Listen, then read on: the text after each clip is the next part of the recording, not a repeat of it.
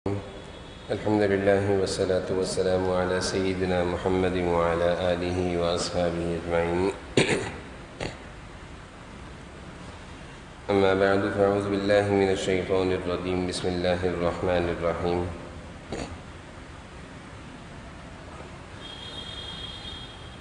للفقراء المهاجرين الذين أحصروا في سبيل الله لا يستطيعون ضربا في الأرض يحسبهم الجاهل أغنياء من التعفف تعرفهم بسيماهم لا يسألون الناس إلحافا وما تنفقوا من خير فإن الله به عليم. وقال تعالى: من ذا الذي يقرض الله قرضا حسنا فيضاعفه له وله أجر كريم. وقال تعالى: وأنفقوا مما رزقناكم من قبل أن يأتي أحدكم الموت فيقول ربي لولا أخرتني إلى أجل قريب فأصدق وأكن من الصالحين. صدق الله مولانا العظيم. اللهم صل على سيدنا مولانا محمد وعلى آل سيدنا مولانا محمد وبارك وسلم. اللهم صل على سيدنا مولانا محمد وعلى آل سيدنا مولانا محمد وبارك وسلم. میرے قابل احترام بزرگوں اور عزیز بھائیوں، اللہ تعالیٰ نے اعمال کے کرنے میں تاثیر رکھی ہے. انسان کے جسم سے جو بھی نیک عمل نکلتا ہے، خواہ وہ زبان سے کوئی نیک کام کر رہا، نیک بول رہا ہو، اس کے ہاتھوں کا استعمال ہو، یا وہ پاؤں سے کسی خیر کے کام کی طرف چل کر جاتا ہو، یا اس کا مال استعمال ہوتا ہو، یا اس کی صلاحیتیں استعمال ہوتی ہوں، اللہ تعالیٰ نے تمام کار خیر نیک اعمال کی تاثیر رکھی ہے، اس میں اثر رکھا ہے، اس کی برکتیں ہیں. زندگی میں برکت، روزی میں برکت، کام کاروبار میں برکت. انسان بے چینی بے سکونی سے محفوظ ہو جاتا ہے، پریشانیوں سے محفوظ ہو جاتا ہے نیک اعمال کی برکت سے. نیک اعمال اور انسان کے جسم سے نکلنے والے اعمال تو بہت سارے ہیں. نماز بھی ایک بہت بڑا نیک عمل ہے، روزہ بھی ہے، حج بھی ہے، اور دیگر بہت سارے اعمال انسان کرتا ہے، سب کے فوائد بے شمار ہیں. ان اعمال میں سے ایک عمل ہے انفاق، خرچ کرنا. اس خرچ کرنے کو اللہ تعالیٰ نے قرآن کریم کی بے شمار آیتوں میں بیان فرمایا ہے. ایک جگہ اللہ تعالیٰ نے ارشاد فرمایا: من ذا الذی یقرض اللہ قرضا حسنا، کون اللہ کو قرض دے گا. ایک جگہ ارشاد فرمایا: وَأَنفِقُوا مِمَّا رَزَقْنَاكُمْ مِن قَبْلِ أَن يَأْتِيَ أَحَدَكُمُ الْمَوْتُ، خرچ کرو مرنے سے پہلے، خرچ کرو اس دن کے آنے سے پہلے جس دن کوئی خرچ کرنے کی تمنا بھی ظاہر کرے گا تو اس کو موقع نہیں دیا جائے گا. اور پھر قرآن میں اللہ تعالیٰ فرما رہے ہیں: أَن يَأْتِيَ أَحَدَكُمُ الْمَوْتُ فَيَقُولَ رَبِّ لَوْلَا أَخَّرْتَنِي. جب تم میں سے کسی کی موت آ جاتی ہے تو وہ مرنے والا اللہ تعالیٰ سے زور زور سے تمنا کرتا ہے: اخرتنی الی اجل قریب، مجھے مہلت دے دیجئے، تھوڑی سی مہلت دے دیں، تھوڑی سی زندگی دے دیں، تھوڑی دیر کے لیے دنیا میں مجھے بھیجیں. کیوں بھائی؟ فاصدق واکن من الصالحین، اب میں جب دنیا میں جاؤں گا آپ سے مہلت لے کر بہت زیادہ صدقہ کروں گا. فاصدق، بہت صدقے اور خیرات کروں گا. وَأَكُن مِّنَ الصَّالِحِينَ، اور میں بہت سارے نیک کام کروں گا، نیک لوگوں میں شامل ہو جاؤں گا. وَلَن يُؤَخِّرَ اللَّهُ نَفْسًا إِذَا جَاءَ أَجَلُهَا، اللہ کی طرف سے اس مرنے والے کو یہ جواب دیا جائے گا کہ اب مہلت کا وقت ختم ہو گیا ہے۔ تو انسان اپنی زندگی میں جو خرچ کرتا ہے، خرچ اپنے مال کو صدقہ اور خیرات کی شکل میں، زکوٰۃ کی شکل میں، لوگوں کی امداد کی شکل میں، یہ بہترین قسم کی نیکی ہے۔ اور ہر نیکی کا اللہ نے بہت فائدہ رکھا ہے، لیکن خرچ کرنے کے فوائد احادیث میں ایسا لگتا ہے کہ سب سے زیادہ اسی کے فوائد ہیں، یعنی اس سے زیادہ فوائد اور اس سے زیادہ برکتیں اور کسی عمل میں نہیں دکھتی جتنی خرچ کرنے میں دکھتی ہیں۔ ایک حدیث میں جناب نبی کریم صلی اللہ علیہ وسلم نے ارشاد فرمایا کہ تم چاہتے ہو بری موت سے محفوظ رہو، تم چاہتے ہو کہ روزی میں، زندگی میں، عمر میں برکت ہو، تو مال میں سے صدقہ کیا کرو، خرچ کیا کرو۔ ایک حدیث میں آپ صلی اللہ علیہ وسلم نے ارشاد فرمایا کہ میں قسم کھاتا ہوں، اللہ کی ذات پر بھروسہ کر کے کہتا ہوں کہ خرچ کرنے والا کبھی فقیر نہیں ہو سکتا، خرچ کرنے والا کبھی فقیر اور محتاج نہیں ہوگا۔ وہ اپنا مال اللہ کے راستے میں لٹا رہا ہے، اللہ اس کے مال کو ختم نہیں کرے گا، کم نہیں کرے گا، بلکہ اللہ تعالیٰ اس کے مال کو بڑھائیں گے۔ تو حدیث میں جناب نبی کریم صلی اللہ علیہ وسلم نے قسم کھا کر ارشاد فرمایا کہ خرچ کرنے سے مال ختم نہیں ہوتا۔ ایک اور حدیث ہے، بخاری و مسلم شریف کی روایت ہے۔ اس حدیث میں جناب نبی کریم صلی اللہ علیہ وسلم نے گزشتہ قوموں میں سے ایک شخص کا واقعہ بیان فرمایا ہے کہ ایک آدمی تھا، جنگل میں سفر کر رہا تھا۔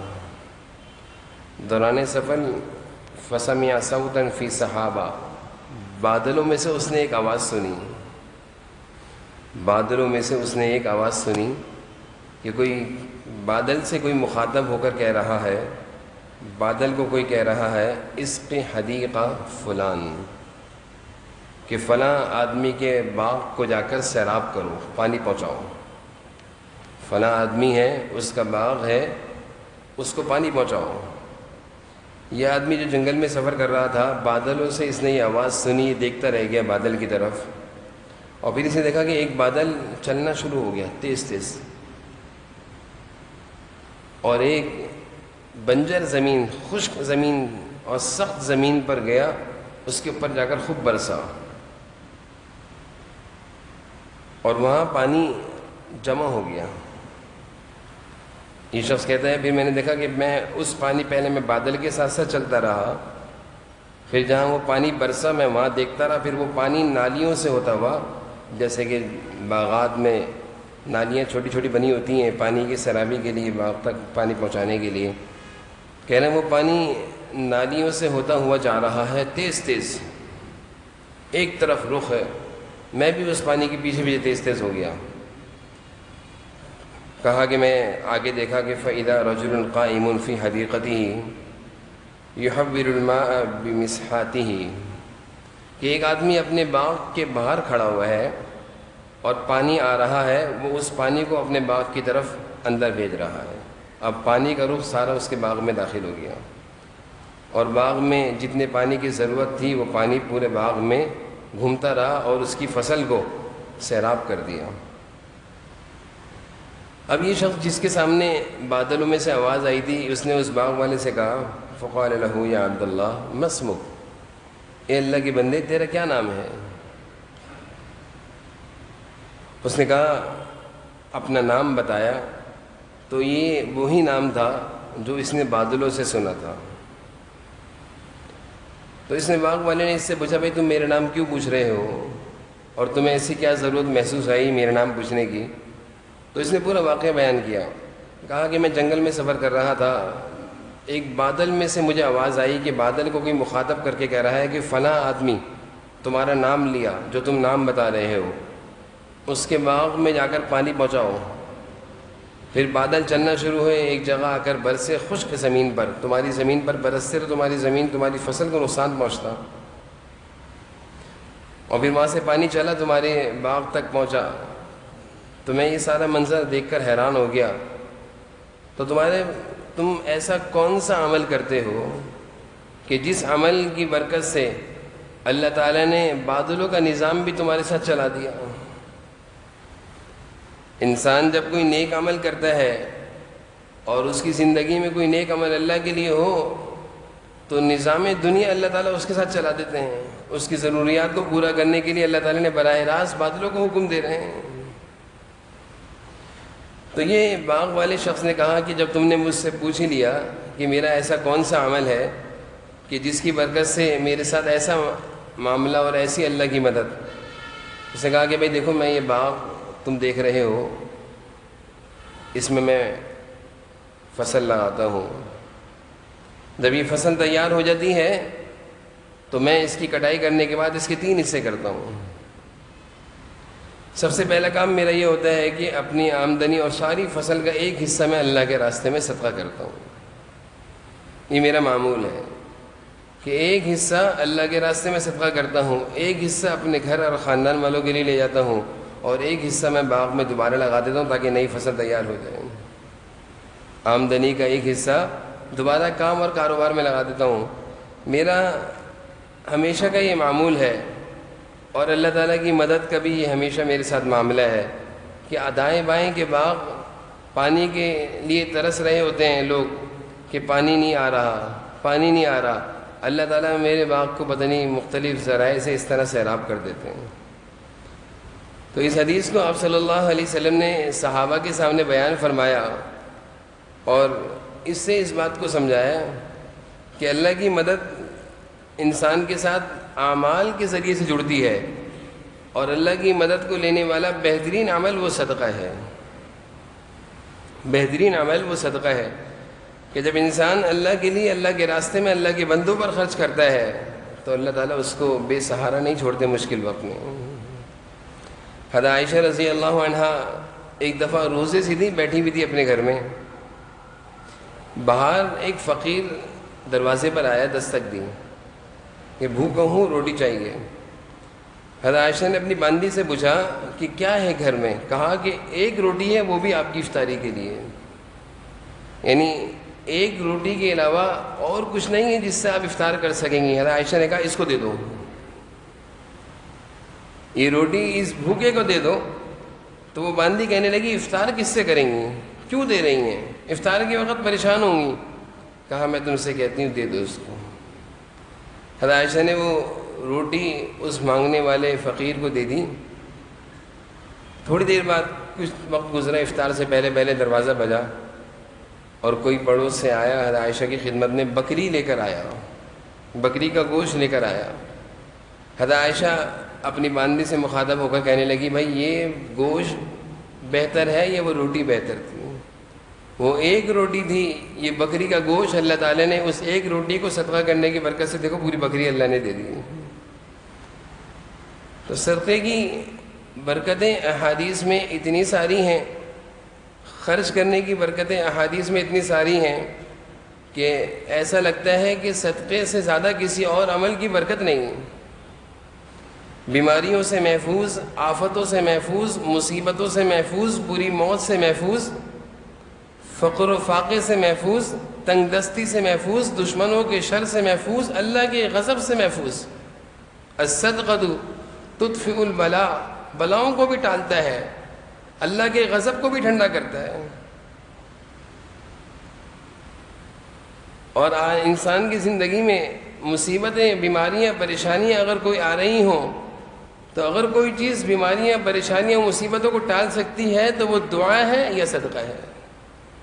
دوا تو یہ ایک ذریعہ ہے، وسیلہ ہے، لیکن اصل جس چیز میں علاج، جس چیز میں شفا یقینی ہے وہ دعا اور صدقہ ہے۔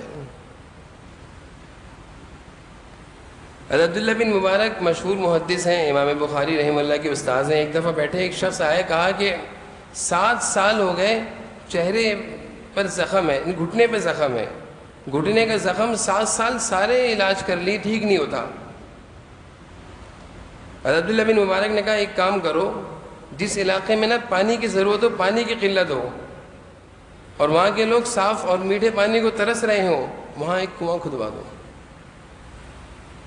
وہاں ایک کنواں کھدوا دو۔ اس شخص نے عبداللہ بن مبارک رحمہ اللہ کے مشورے پر عمل کرتے ہوئے ایک کنواں کھدوا دیا۔ پھر یہ لکھتا ہے، کتابوں میں یہ واقعہ لکھا ہوا ہے کہ ایک ہفتے میں وہ زخم ٹھیک ہو گیا۔ کنواں کھدوانے کے ایک ہفتے بعد، ایک ہفتے کے اندر اللہ تعالیٰ نے وہ زخم ٹھیک کر دیا جو 7 برس سے ٹھیک نہیں، 7 سال سے ٹھیک نہیں ہو رہا تھا۔ کسی ضرورت مند کی ضرورت کو پورا کرنا، بھوکے کو کھانا کھلانا، پیاسے کو پانی پلانا، کوئی ایسا ہے کہ جس کے پاس کپڑے نہیں کپڑے پہنا دینا، کوئی بغیر سہارا بغیر ٹھکانے کے ہیں اس کے گھر کا بندوبست کر دینا، یہ کوئی معمولی عمل ہے؟ لیکن ہم ان اعمال، اپنی بیماریوں اور پریشانیوں کو پیسوں کے ذریعے دوائیوں سے تو دور کرنا سمجھتے ہیں کہ دور ہو جائیں گی، لیکن بھائی اپنی پریشانیوں اور بیماریاں اور مصیبتوں کو دور کرنے کا جو یقینی ذریعہ ہے، بسا اوقات دوائیاں اور علاج سب ایک جگہ آ کر فیل ہو جاتے ہیں، ڈاکٹر بھی بے بس کھڑے ہوئے ہوتے ہیں کہ اس سے آگے ہم کچھ نہیں کر سکتے۔ تو جہاں دنیا کے وسائل اور اسباب بے بس ہو کر رک جاتے ہیں کہ اس سے آگے ہمارا بس نہیں چل سکتا، وہاں سے اللہ کی مشیت اور اللہ کی رحمت، اللہ کی مدد ان اعمال کی برکت سے شروع ہوتی ہے، وہاں سے صدقہ اور دعاؤں کی برکتیں شروع ہوتی ہیں۔ ابو حاکم عبداللہ، یہ بھی مشہور محدث ہیں، ان کے بارے میں آتا ہے ان کے چہرے پہ زخم ہو گیا تھا، انہوں نے بہت علاج کیا، یہ اپنے استاد ابو عثمان صابونی رحمہ اللہ کے پاس آئے، کہا کہ دعا کر دیں، آج جمعے کا دن ہے۔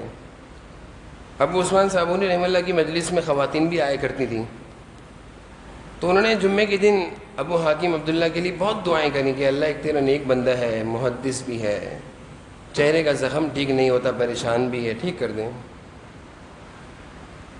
خوب دعا کری، دعاؤں میں خاتون بھی شامل تھی۔ ایک خاتون کو بڑا دکھ ہوا کہ ابو حاکم کو اتنی بڑی بیماری لگ گئی۔